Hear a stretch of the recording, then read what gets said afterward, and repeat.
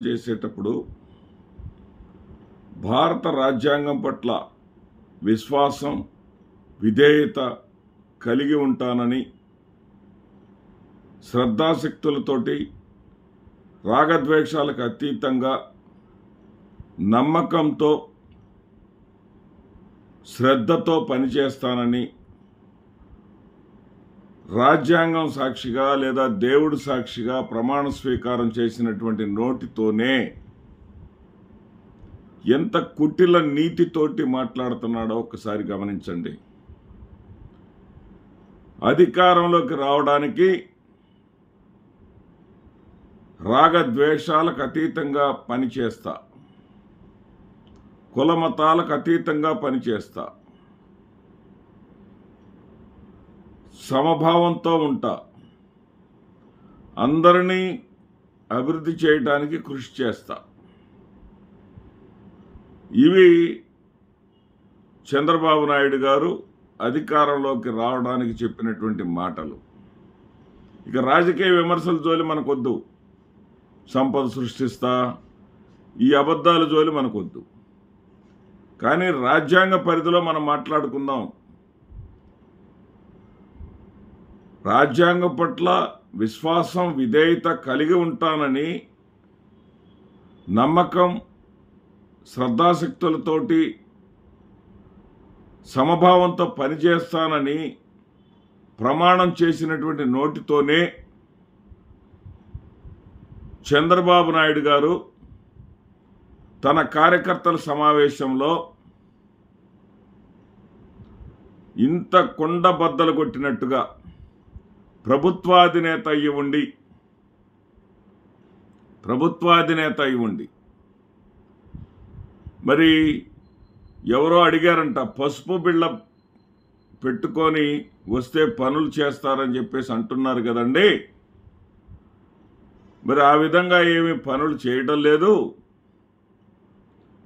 మీరు కాస్త ఆ విషయంలో అధికారులకు ఆదేశాలు ఇవ్వాలి అని చెబితే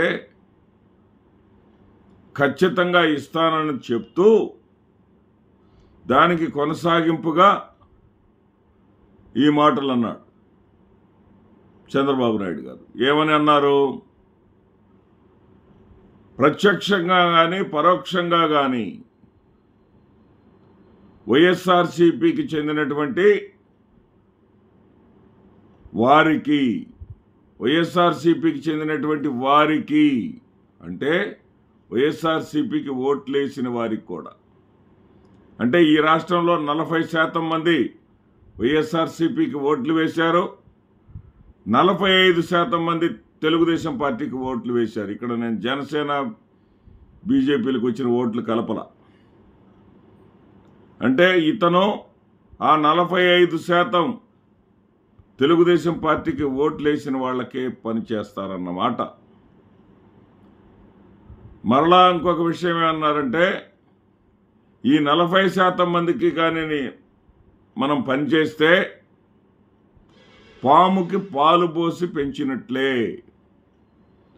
అంటే జగన్మోహన్ రెడ్డి గారి లాగా నీతిగా నిజాయితీగా ఉండాల్సినటువంటి పని లేదు. ఆయన పార్టీలకు అతీతంగా, కులాలకు అతీతంగా, మతాలకు అతీతంగా ఆ వ్యక్తి ఏ పార్టీ వాడైనా సరే అర్హుడైతే మాత్రం అందరికీ పథకాలు ఇవ్వాల్సిందేననేటటువంటి వినూత్నమైన రీతిలో, విప్లవాత్మకమైనటువంటి రీతిలో, స్వార్థం లేనటువంటి రీతిలో పరిపాలన సాగించి ఏవి సాధించాడు? మనలాంటి పాముల్ని ఎక్కువగా పెంచుకున్నాడు. తెలుగుదేశం పార్టీకి చెందినటువంటి మనకి కూడా పథకాలు ఇచ్చి, ఆయన ఇచ్చిన పథకాలు మీరంతా తిని, మీరంతా కూడా పెరిగి పెద్దవాళ్ళై ఆ పథకాలతోటి ఆరోగ్యంగా ఉండి, సంపన్నులుగా ఉండి, సంతుష్టులుగా ఉండి తెలుగుదేశం పార్టీకి చురుగ్గా పనిచేశారు. కాబట్టి మనం కూడా అదేవిధంగా చేస్తే రేపు వాళ్ళు మనకు మళ్ళీ ప్రత్యర్థులుగా మారతారు. కాబట్టి మనం బ్రతికితే చాలు, మనం ఉంటే చాలు, మనమే అధికారంలో శాశ్వతంగా ఉండాలి అంటే వైఎస్ఆర్సీపీలో పార్టీలో ఉండటానికి కూడా కార్యకర్తలు కానీ ప్రజలు కానీ భయపడాలి. పార్టీలో పనిచేయడానికి కార్యకర్తలు భయపడాలి. వైఎస్ఆర్సీపీ సానుభూతి పరులమని చెప్పుకోవడానికి ప్రజలు భయపడాలి అనే విధంగా ఉన్నాయి చంద్రబాబు నాయుడు గారి హెచ్చరికలు. ఇంకొక కీలకమైనటువంటి వ్యాఖ్య కూడా చేశారు. 2009లో 2019లో ప్రజలేమీ నన్ను ఓడించలేదు, నాకు నేనే ఓడించుకున్నాను. ఈ రాష్ట్రాన్ని